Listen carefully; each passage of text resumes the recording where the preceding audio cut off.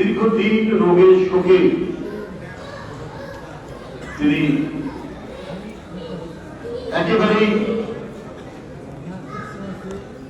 গভীরতর অসুস্থ হয়ে পড়লেন। তারপরে চলে গেলেন।